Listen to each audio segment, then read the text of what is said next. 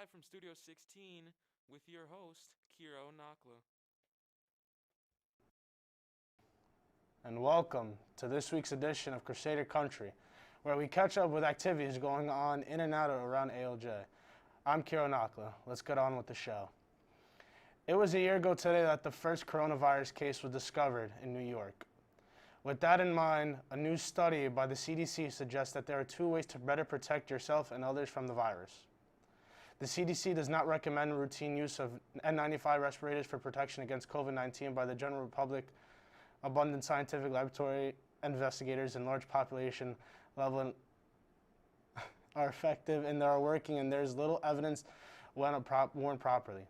Well-fitting medical cloth. The CDC does not recommend routine use of N95 masks around COVID-19. Try the general public abundant scientific laboratory data investigate a large population, general public and effective are working. There's little evidence that was worn properly. Well-fitting medical cloth mask fall in disease transmission. In other coronavirus news, it's official. The U.S. now has authorized COVID-19 vaccines. As a Brent Conway reports, it comes at what could be a pivotal time, as recent declines in new cases may be leveling out. In COVID news, new guidance on quarantines has come out for those who are fully vaccinated against the coronavirus. Let's take a look. First, it was Pfizer-BioNTech, then Moderna, and now Johnson & Johnson. It's very good news. Now we have three important tools against this virus. Saturday, the Johnson & Johnson COVID-19 vaccine got emergency use authorization from the Food and Drug Administration. Sunday, the Center for Disease Control and Prevention gave their thumbs up, and by Sunday night, nearly 4 million doses were starting to ship out. It'll start getting into arms as early as Tuesday. This vaccine can be kept at regular refrigerator temperature, and it only takes one dose. In U.S. trials, it's considered 72% effective, with 86% protection against severe forms of COVID-19. Not as high as Pfizer and Moderna, but medical experts say you can't really compare them. It's hard to compare them side by side because they were tested at different times. Getting a third vaccine right now is critical. In a statement, the CDC director said it comes at a, quote, potentially pivotal time.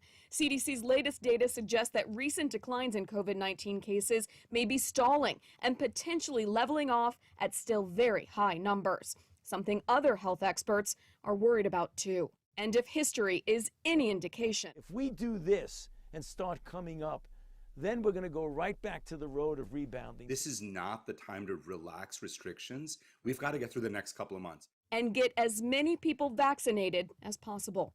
I'm Britt Conway reporting.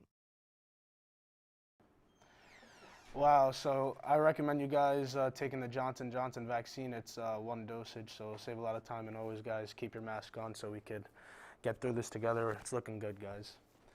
In entertainment news, a new pair of ruby slippers is reportedly set to go down the Yellow Brick Road. According to Variety, New Line Cinema is planning to remake the classic, The Wizard of Oz. The film will be an adaptation of L. Frank Baum's book, The Wonderful Wizard of Oz. But Variety reports New Line promises the film will be a fresh take on Dorothy and the Land of Oz. Still, the movie may draw on the classic 1939 musical starring Judy Garland. No casting information has been announced. Time will tell if the remaking of a classic film is a project worth doing, or should Hollywood leave these properties alone? We'll see.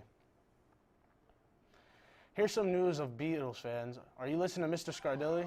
He's been writing songs for 75 years, and you'll be able to own archive of their own lyrics and own body of work could only belong to Sir Paul McCartney. He's releasing a new book of more than 150 lyrics called The Lyrics 1956 to the Present. The two-volume set has 960 pages, which of course include more than just lyrics. Never before seen drafts, letters, and photographs from McCartney's personal archive are also on the book.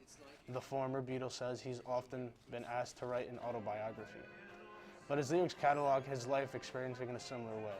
One rather odd thing about the book is the songs are presented in alphabetical order, not chronologically. The Lyrics 1956 to the Present releases November 2nd.